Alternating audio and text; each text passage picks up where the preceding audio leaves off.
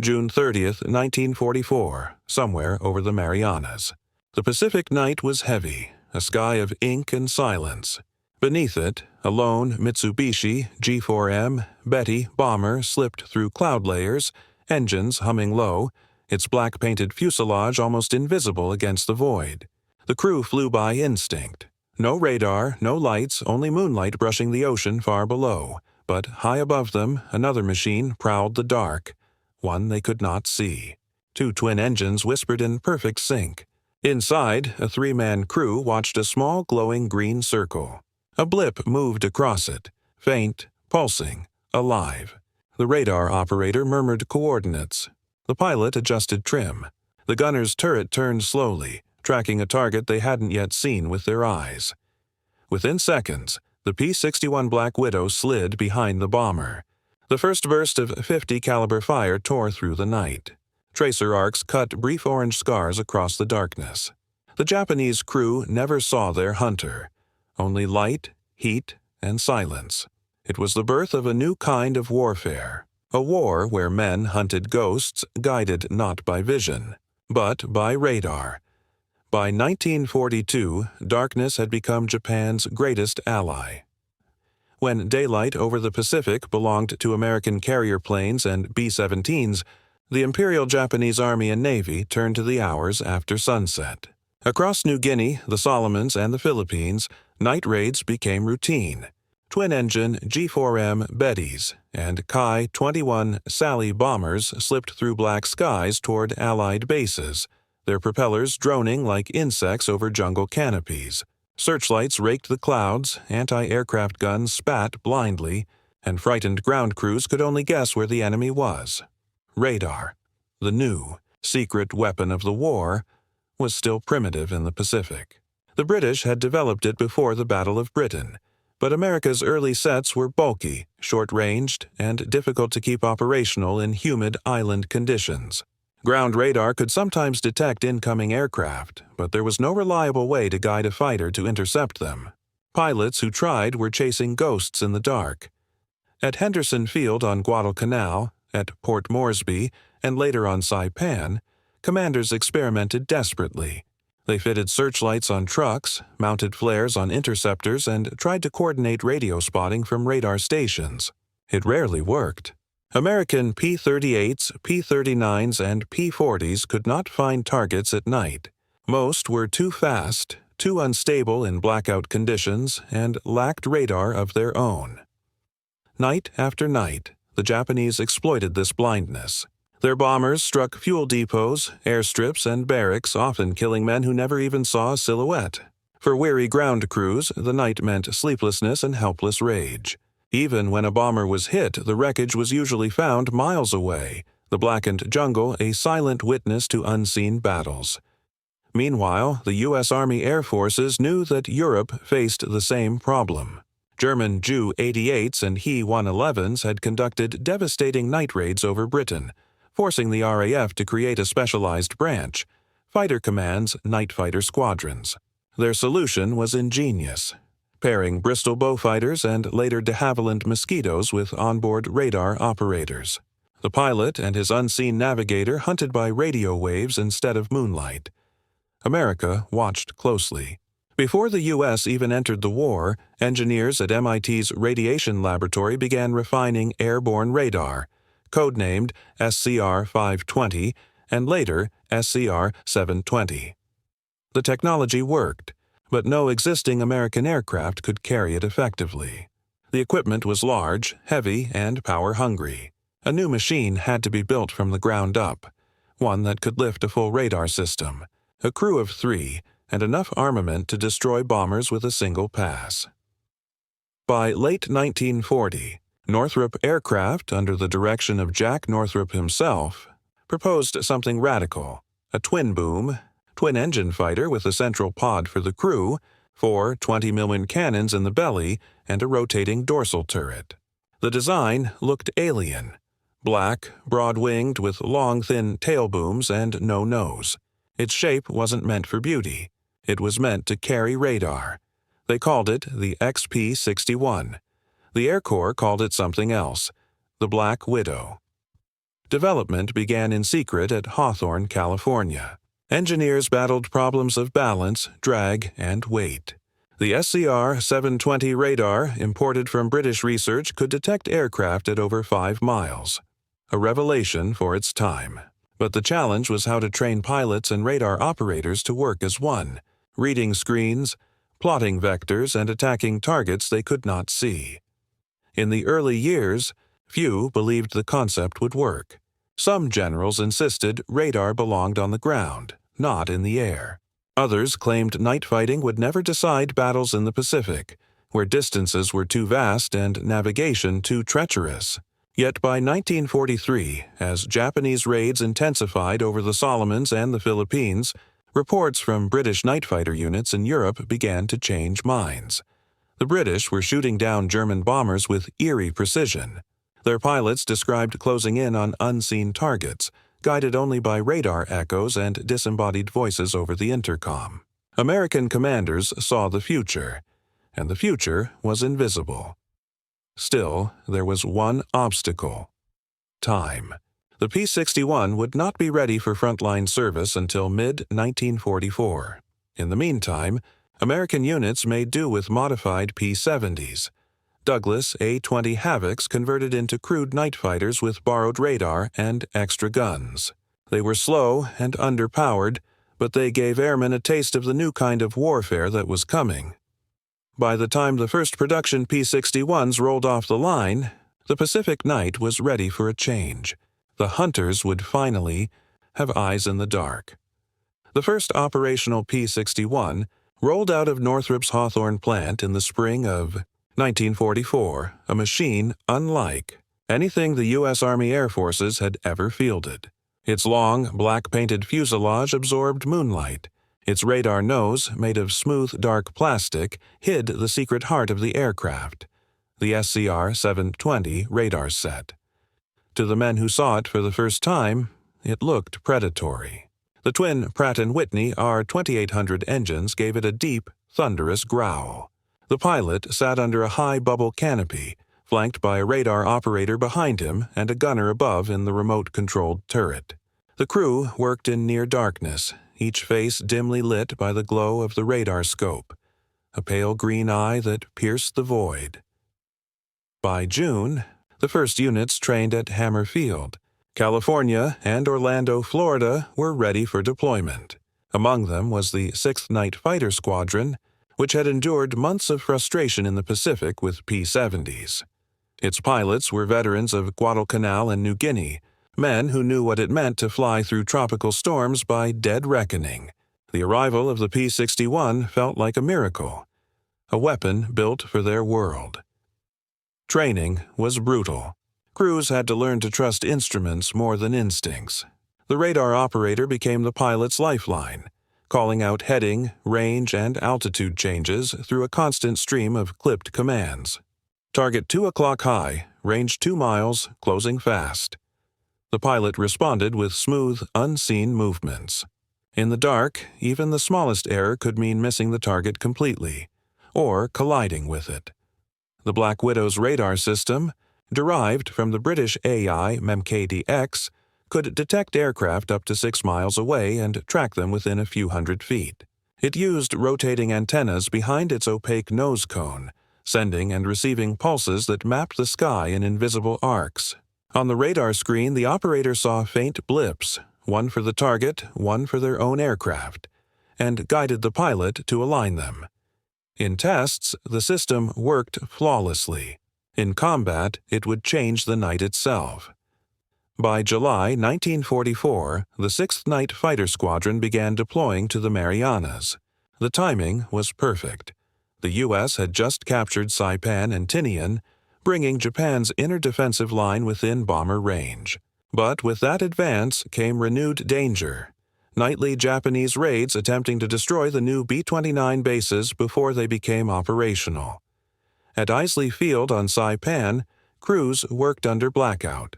Generators hummed, mechanics wiped sweat from their foreheads, and men slept beside their planes, waiting for radar alerts that might come at any hour. The first P-61s were assembled under camouflage netting, guarded like secrets. Many ground personnel had never even heard of an aircraft with radar. Then came the first intercepts. Late one night, ground radar detected Japanese bombers inbound from Iwo Jima. The call went out. Engines roared. Two P-61s lifted into the dark, guided by vectors from a radar station. At 10,000 feet, their own radar picked up movement. Faint, distant. The operator's calm voice filled the intercom, leading the pilot closer, closer, until he could see the target's exhaust flicker against the stars. The gunner, perched above, swung the turret and squeezed the trigger. 4 50-caliber guns erupted in flame. The tracer line reached the bomber, and in seconds it disintegrated in a bright, tumbling fireball that fell toward the sea. That kill, the first confirmed P-61 victory in the Pacific, was more than just revenge for months of helpless nights. It marked the dawn of a new discipline in aerial warfare, radar-guided interception. As word spread through the Pacific bases, morale shifted. Japanese night crews began to report strange encounters, enemy fighters appearing suddenly out of the darkness, striking without warning, then vanishing. They couldn't understand how Americans found them in pitch-black skies. Many believed the U.S. had developed some kind of supernatural detection device. They weren't entirely wrong. By late 1944, more night fighter squadrons arrived, including the 418th and 421st. The aircraft received upgrades, improved SCR-720C radar, better gun turrets, and even matte coatings to reduce glare from searchlights. Crews developed hand signals and intercom codes to coordinate in total darkness. Each mission added lessons: how to identify friendly bombers by radar signature, how to ambush formations without visual contact, and how to conserve fuel while patrolling vast ocean sectors. In a war dominated by carriers and daylight battles, the P-61 introduced a new kind of psychological warfare: the fear of unseen death. From the Marianas to the Philippines, a new rumor began circulating among Japanese crews. The Americans have demons that fly at night, and soon, those demons would arrive over Okinawa. Every war has its rhythm. In the Pacific, daylight meant noise. Bombers droning, sirens howling, waves breaking against beaches filled with steel. But night was different. Night was suspense. When the P-61 arrived, it didn't just bring radar. It brought silence back to American pilots. For the first time, men who once groped blindly through the dark began to trust the invisible. Their eyes stared at glowing scopes instead of stars. Their ears became their compass. Each mission began the same way. The pilot, radar operator, and gunner climbed into the black fuselage, sealing the canopy shut. The only light inside came from a soft green radar screen. The operator, usually a second lieutenant barely in his 20s, adjusted the dials, his voice steady through the intercom. Sweep clear. Sector green. Contact expected north by northwest. For the next hour, the aircraft became a floating nerve. The pilot's world was instruments. The operator's was echoes. Together, they formed a kind of duet. One man flying blind, the other seeing without eyes. When they made contact, the tone in their voices changed. A quiet tension, a controlled urgency. The pilot eased the throttle. The operator counted down, range 2 miles. 1, half, target dead ahead. Then came the visual confirmation. A shadow sliding against starlight, a silver edge of wings reflecting the moon. The gunner aligned his turret, his thumb brushing the trigger, and for a brief second, the darkness erupted into light. The bomber disintegrated. Then nothing again. Silence, static, black. For Japanese air crews, that silence was terror. They called the attackers yokai no hikoki, ghost planes. Before radar, night operations had been a game of luck. Pilots navigated by coastal fires or star patterns, dropping bombs on guesswork. But once radar entered the sky, luck vanished. Every movement could be tracked. Every flare or exhaust flicker could betray a position. American tactics evolved quickly. Ground radar stations in the Marianas and Philippines began coordinating with airborne P-61s, guiding them into attack zones. These GCI, ground-controlled intercept, systems acted as a second set of eyes, vectoring the fighters toward enemy formations long before they were visible. Once inside radar range, the Black Widow's onboard operator took over, fine-tuning the pursuit until the pilot could make visual contact. The system was revolutionary. Before 1944, interception success rates at night were under 10%. By late 1944, with the P-61 and GCI coordination, they soared above 50%. The change was immediate and devastating. The human toll was hidden in that success. Operating at night meant living between exhaustion and adrenaline. Crews returned at dawn with eyes bloodshot from staring at dim screens. Radar operators' hands often shook after landing. The stress of interpreting weak, flickering signals in combat was immense. Many compared it to trying to find a heartbeat in static. Yet they trusted the machine and each other. The relationship between pilot and radar operator became one of absolute faith. In darkness, the operator became the voice of survival. He knew what the pilot could not see, and sometimes that voice was the only thing standing between life and death. Some pilots described the experience as almost supernatural. The radar scope showed only 2 blips, one for themselves, one for the enemy. Closing that distance felt like chasing a ghost through dimensions. When they finally made visual contact, it was as if a curtain had lifted, the real world emerging out of abstraction for just a moment before dissolving again. Meanwhile, the Japanese side faced a cruel paradox. Their aircraft were light and fast in daylight, perfect for hit-and-run raids, but utterly unprepared for night combat. They had no airborne radar, and their instruments were poor even by 1940s standards. They relied on navigation lights and guesswork, both deadly under a radar-equipped enemy. Japanese bases tried to respond with anti-aircraft searchlights and limited night patrols, but these often exposed their own planes to radar-guided interceptors. The Americans learned to exploit this, waiting for searchlights to sweep the sky, then diving through blind spots to ambush bombers illuminated by their own defenders. By late 1944, the psychological shift was complete. The Japanese had once owned the night. Now they feared it. Still, to the men of the P-61 squadrons, each mission carried its own burden. Unlike daylight fighters who saw their kills and their enemies' faces, night fighter crews saw only signals, fire, and debris. The war for them was intimate yet faceless.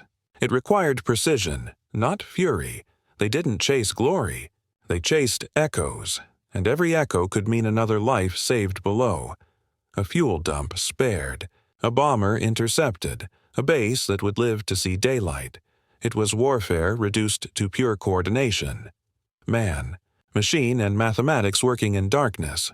But behind that technological miracle was something deeper, the quiet courage to fight an enemy you could never see, and that courage would soon be tested over some of the most dangerous skies of the war.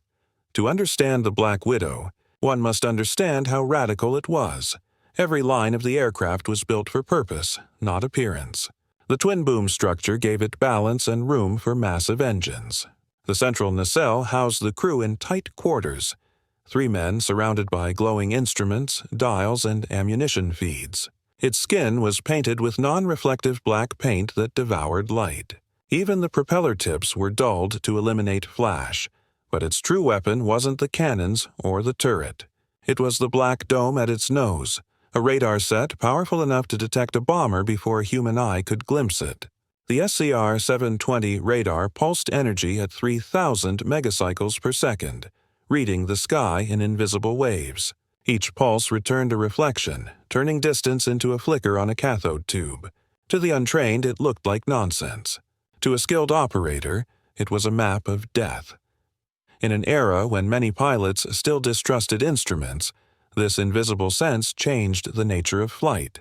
It was the first time in human history that machines allowed men to fight beyond the limits of their own sight. The radar's capabilities went beyond detection. It could distinguish formation sizes, estimate altitude, and even help track ships at sea. Its British creators had called it the eye that never sleeps. In the Pacific, it became a predator's instinct. Always awake, always aware, the P-61's radar operators learned to interpret subtleties. A weak echo meant a small plane. A sharp, bright pulse indicated metal-heavy bombers, and an erratic signal could mean evasive maneuvers. Operators developed signature recognition. They could identify a Japanese Betty, Sally, or Kai-46 simply by the rhythm of the radar returns. To Japanese pilots, the effect was terrifyingly one-sided. Many never knew they were being hunted until their aircraft exploded. Others reported strange lights or invisible planes that attacked from nowhere. Japanese intelligence intercepted fragments of Allied reports mentioning airborne radar, but disbelief lingered. Some commanders dismissed the accounts as American propaganda. Impossible technology meant to demoralize them. Still, Japan tried to adapt. By early 1945, their engineers had begun experiments with primitive radar sets, the FD-2 and Type 3Q, but they were unreliable and scarce. Few planes could carry them, and power supplies often failed mid-flight.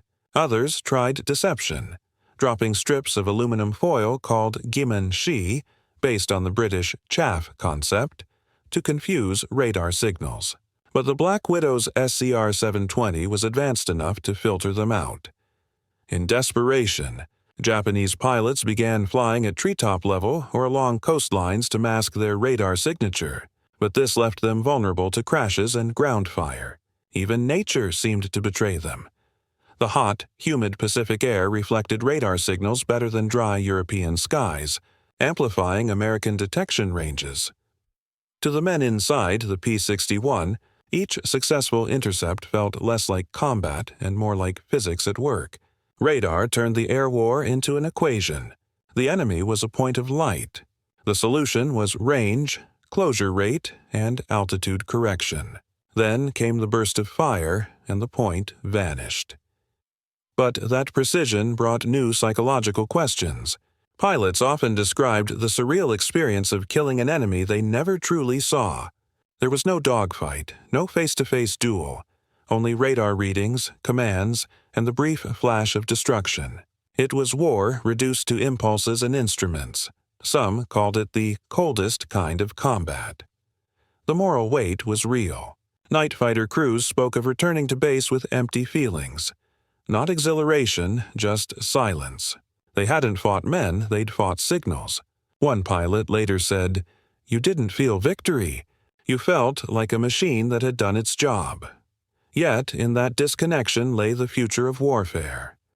The P-61 foreshadowed a world where detection would matter more than courage, where radar, not eyesight, would define who lived and who died. It marked the birth of the information age in combat.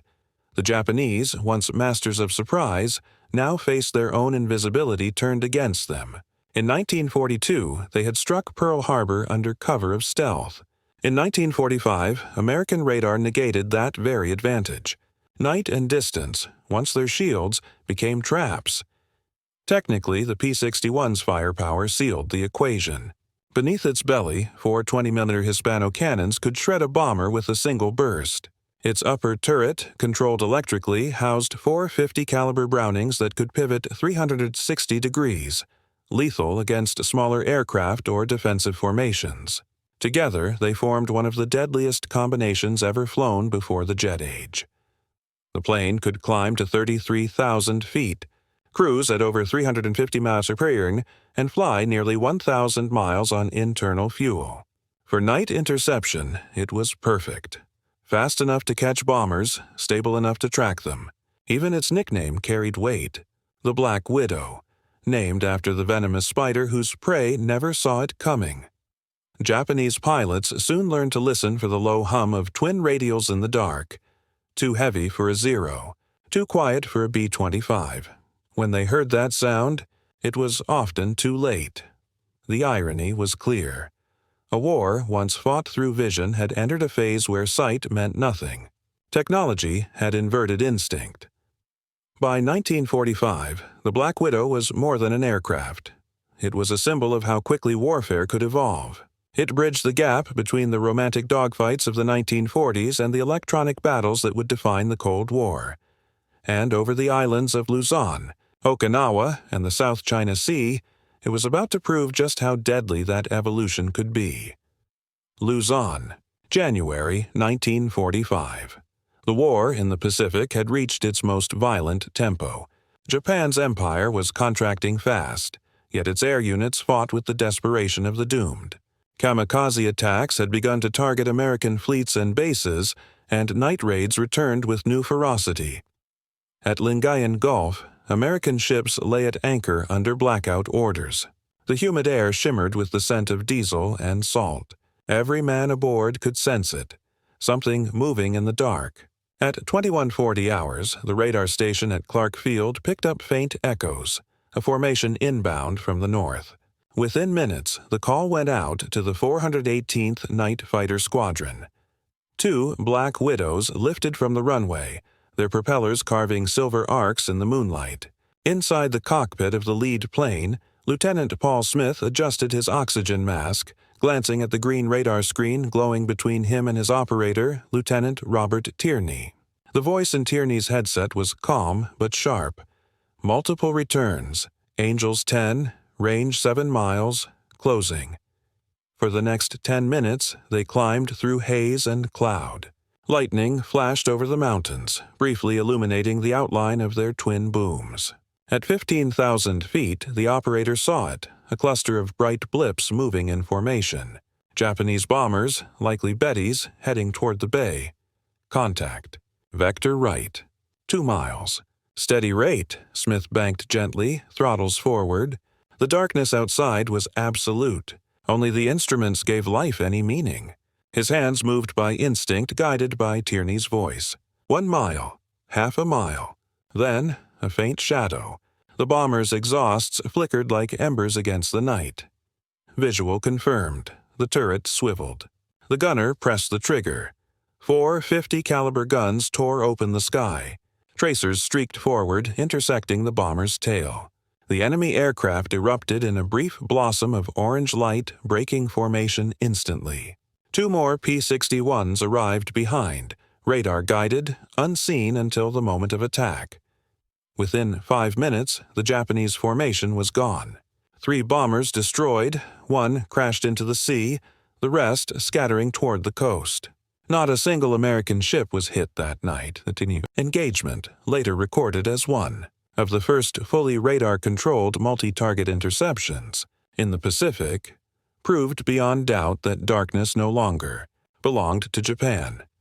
Across the theater, similar reports began to pour in. Over Mindoro, Saipan, and Iwo Jima, night fighter crews intercepted and destroyed bombers long before they reached their objectives. The P-61's combination of radar and firepower had created a new kind of tactical certainty. Predict, close, kill, disappear. The Japanese response grew frantic. Their pilots tried to hug cloud layers or dive into valleys to break radar contact, but the Black Widows followed them down with eerie precision. When visibility vanished entirely, the operators tracked them by echo alone, a heartbeat of pulses in the static. In one recorded mission, Captain Lee Kendall of the 548th Squadron pursued a single bomber for 40 minutes through rain and turbulence. His radar operator, Sergeant Arthur "Red" Simmons, guided him entirely by instrument, adjusting course by degrees. At last, the signal brightened. Kendall climbed slightly, the cloud thinned, and there it was. A Betty flying low over the ocean. One burst. A fireball reflected on the waves. Kendall later said, "It was like finding a whisper in a hurricane." These victories weren't about numbers. They were about control.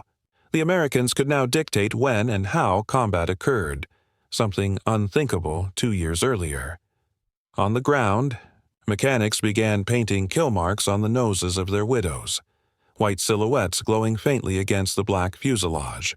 Each represented not just a victory, but a turning of the tide in psychological warfare. For Japanese crews, the experience was disorienting and terrifying. Reports from surviving pilots described being chased by invisible planes or attacked from blind directions. Some believed the Americans had learned to see in the dark. Others blamed betrayal by their own navigation lights.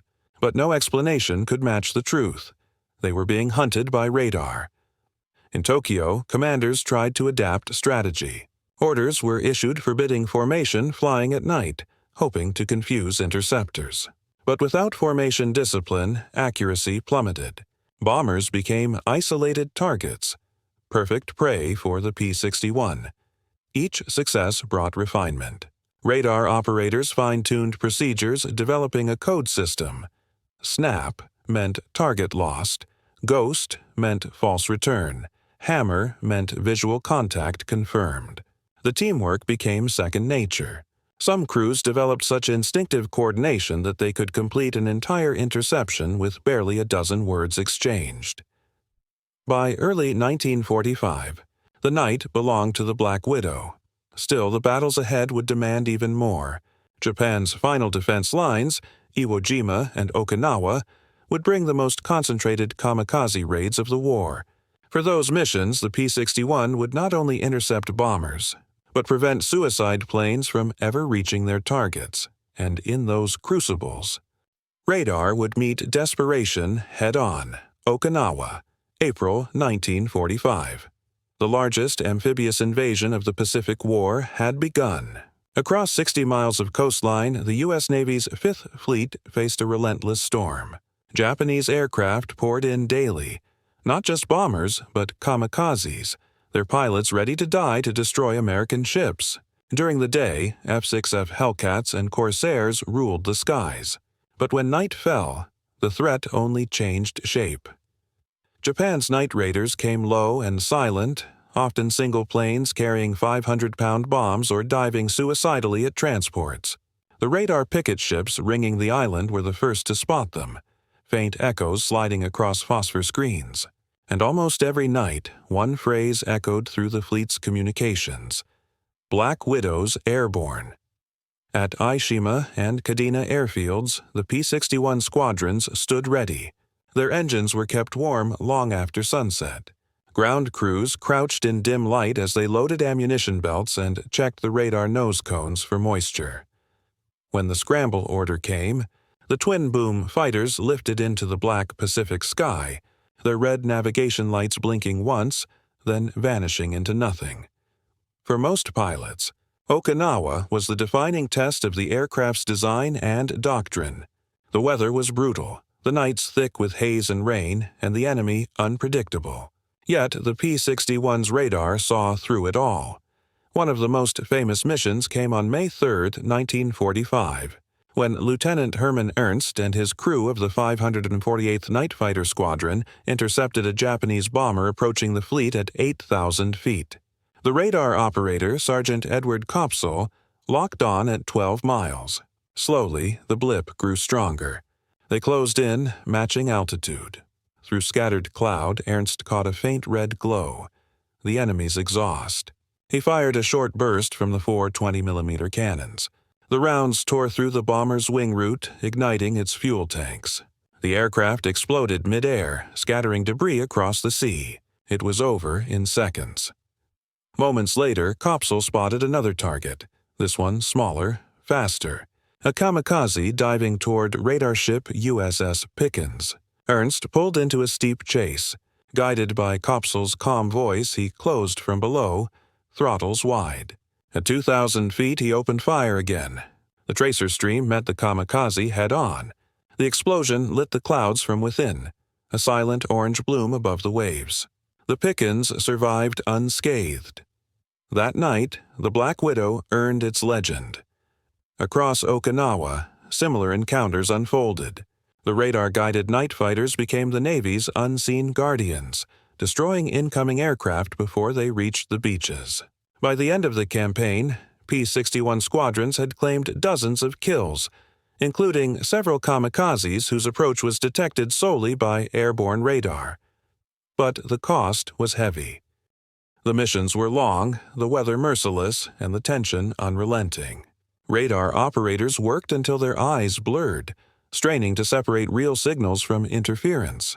Pilots fought vertigo in total darkness, relying entirely on instruments. Many never returned. A single mechanical failure, a misread altitude, or a storm front could send even the best crews into the sea. Still, their presence changed everything. Commanders could now rest men during the night, knowing someone watched the skies.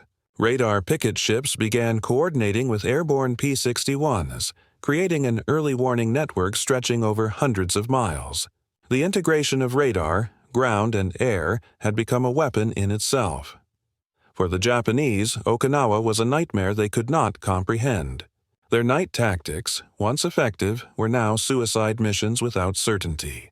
Reports from surviving aviators spoke of black, unseen fighters with shining eyes and bullets that came from nowhere. One pilot who escaped after being attacked at night told his debriefers it was as if the Americans had stolen the night from the gods. The truth was simpler. Science had replaced superstition. Even as the Black Widow dominated Okinawa's skies, the war's end approached. In July 1945, P-61s began patrols over the East China Sea, intercepting the last trickle of Japanese reconnaissance flights. Some of these missions pushed the aircraft to its endurance limits. 6-hour sorties through monsoon rain, guided only by radar echoes and faith in the instruments. On August 14th, the day Japan accepted surrender, a P-61 from the 548th Squadron was already airborne over Honshu. Its crew received the ceasefire order mid-flight. The operator switched off the radar. The screen faded to black. For the first time in months, there were no more blips. That same week, another P-61 crew flew a strange mission, a nighttime escort for B-29s dropping food and medical supplies over prisoner-of-war camps. The pilots flew low, using the same radar that once found enemies to now locate campfires lit by starving Allied soldiers. One airman later said, "It felt like we were hunting hope instead of bombers."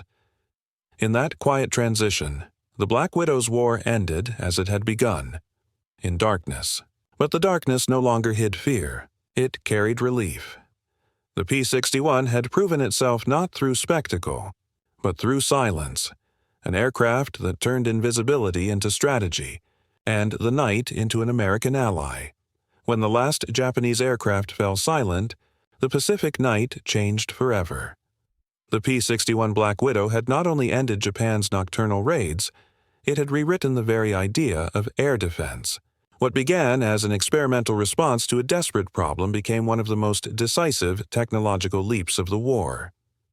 In the months after Okinawa, Allied intelligence compiled the data. Between 1944 and 1945, American night fighter squadrons had destroyed hundreds of enemy aircraft across the Pacific, China, and Burma. In the Marianas, B-29 bases that once suffered nightly bombings now operated undisturbed. The cost of building, training, and maintaining the Widow fleet had paid off in stability, morale, and saved lives. But the success of the aircraft went beyond numbers. It signaled a strategic shift, a recognition that control of the night was no longer optional but essential. Commanders who had once viewed darkness as downtime now saw it as opportunity. With radar, the U.S. could project power 24 hours a day. There was no longer a safe time for the enemy. Post-campaign reports from the Army Air Forces and Navy credited the P-61 with neutralizing the night threat. In Saipan, radar-controlled intercepts cut Japanese bombing efficiency by over 80%. On Okinawa, night fighter patrols prevented at least a dozen kamikaze attacks on anchored ships. For a force stretched across thousands of miles of ocean, that meant the difference between endurance and disaster. Yet behind the military reports were human stories of crews who had spent months fighting unseen battles. When the war ended, many of them came home quietly, without parades or fanfare. Night fighter units were small and secretive. Their victories were rarely filmed or photographed. Unlike bomber crews, they had no dramatic footage of formation flights or daylight kills. Their war had happened in the invisible. Historians would later call theirs the forgotten theater within the Pacific. The P-61 itself was both admired and misunderstood. It was the heaviest and most complex fighter America had produced during the war, At over 36,000 pounds fully loaded, it was almost as large as a medium bomber. Yet it could turn, climb, and fight with the grace of smaller aircraft. Crews who flew it swore by its stability and power. Mechanics, however, often cursed its complexity. Twin engines, radar electronics, and hydraulic turret systems required constant attention in tropical climates. Still, the plane's design had proven its worth. Unlike the earlier P-70 conversions, which were improvised stopgaps, the Black Widow was purpose-built for its role. It could loiter for hours, patrol vast distances, and engage at will. And because it operated mostly in the dark, losses were comparatively low. By August 1945, when Japan finally surrendered, only about 200 P-61s had reached the Pacific, yet their impact was disproportionate. They represented the cutting edge of Allied technology, a fusion of engineering, electronics, and human adaptability. The strategic lessons they taught echoed into the jet age. Radar, once a laboratory curiosity, became the backbone of post-war air defense.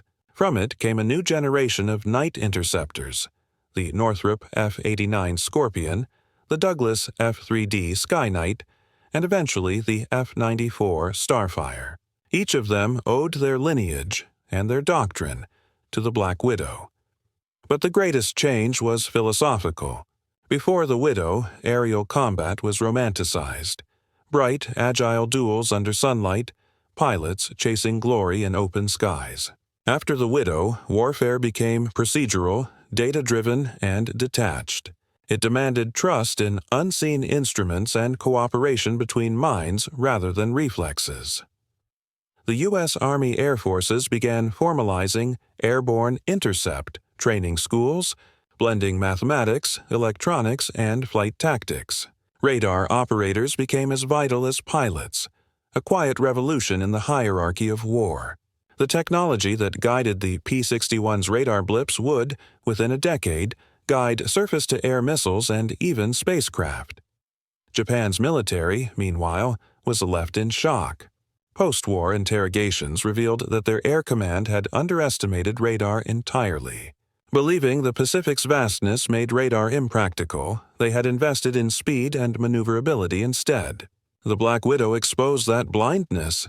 By the time Japan's first effective airborne radar prototypes reached testing in 1945, it was already too late. In Tokyo's war archives, analysts would later write a single understated line. Our night operations were defeated not by superior numbers, but by superior knowledge. That was the real legacy of the Black Widow. The aircraft itself would remain in service until 1950, patrolling during the early Cold War and even participating in weather and test flights. But its true mark on history lay in what it proved, that the combination of human intuition and electronic sensing could overcome even the deepest uncertainty.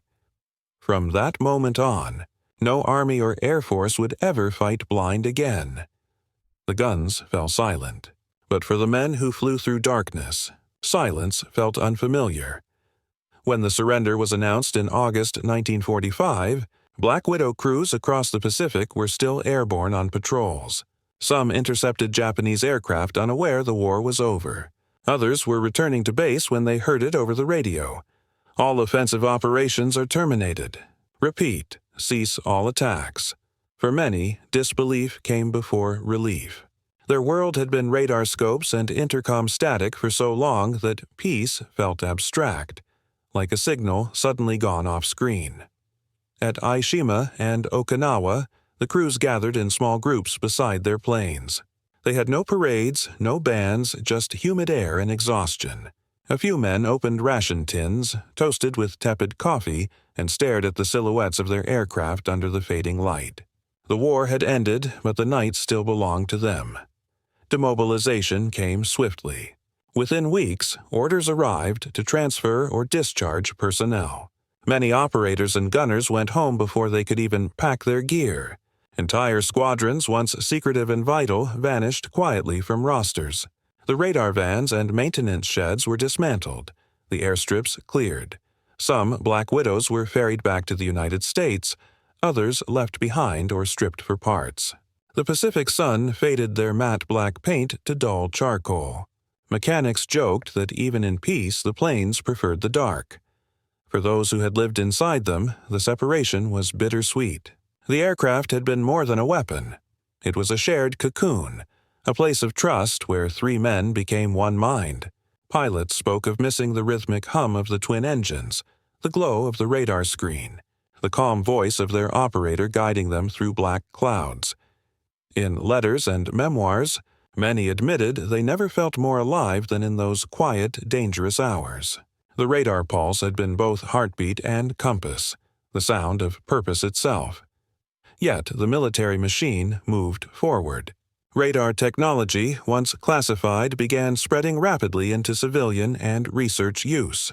Former operators found work at universities, electronics firms, and the newly formed U.S. Air Force. What they had learned under fire, waveform reading, signal interpretation, atmospheric interference, became the foundation of early air traffic control and meteorology systems. Their combat instincts built the post-war world's radar grids. Meanwhile, the aircraft itself entered legend only slowly. Compared to glamorous fighters like the P-51 Mustang or P-47 Thunderbolt, the Black Widow was an enigma, too specialized, too secret, and too nocturnal to fit into public imagination. But among those who understood, its reputation only grew. Air historians called it the first American aircraft designed around an idea instead of a gun. It had proven that data could win wars, that an invisible signal, properly read, could be deadlier than 1,000 searchlights. The Widow's descendants carried that spirit forward. The Korean War's jet interceptors used miniature versions of the SCR-720 radar.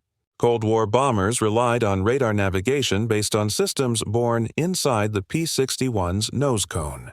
Even NASA test pilots later studied its stability for early space research. Yet perhaps the most poetic tribute came not from engineers, but from one of its last wartime pilots. In a 1947 interview, Captain Harold C. Wilson, who had scored several night victories over the Philippines, said, "We didn't just fight the enemy. We fought the dark, and the Widow taught us that the dark could be conquered." He was right. The P-61's era was brief, but its impact was lasting. It had turned fear into precision, chaos into calculation. And though it would soon be replaced by sleeker, faster jets, no aircraft ever again entered battle blind. By 1950, the last operational Black Widows flew weather reconnaissance missions over Alaska, tracing storms instead of bombers. Their radar watched the sky for thunder instead of war. The same antennas that once guided men toward death now helped others predict life-saving forecasts. It was a quiet ending, fitting for a plane born from silence. In museums today, a few restored P-61s rest under soft lighting, their black surfaces gleaming faintly like onyx.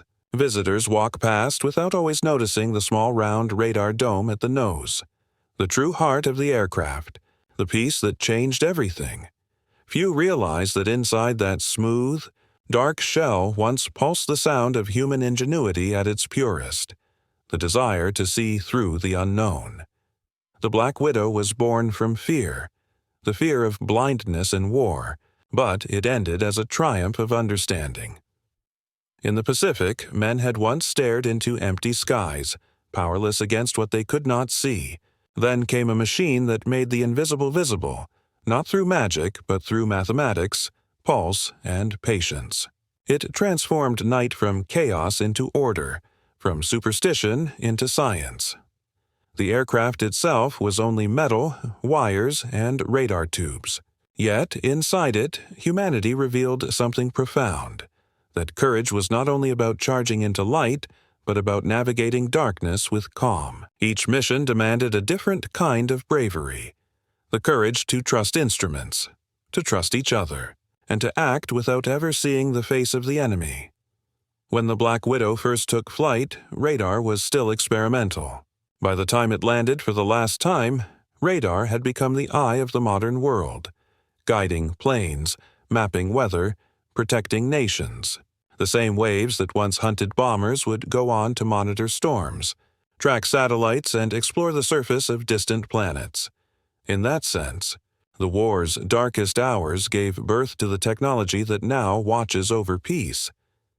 Every pulse that echoed through a P-61 scope was a small defiance of uncertainty, proof that knowledge, once found, could replace fear. The men who flew them didn't just win battles.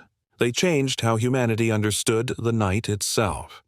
And perhaps that is the lasting legacy of the Black Widow. That in every era, progress begins the same way, with someone staring into the dark and deciding to look deeper.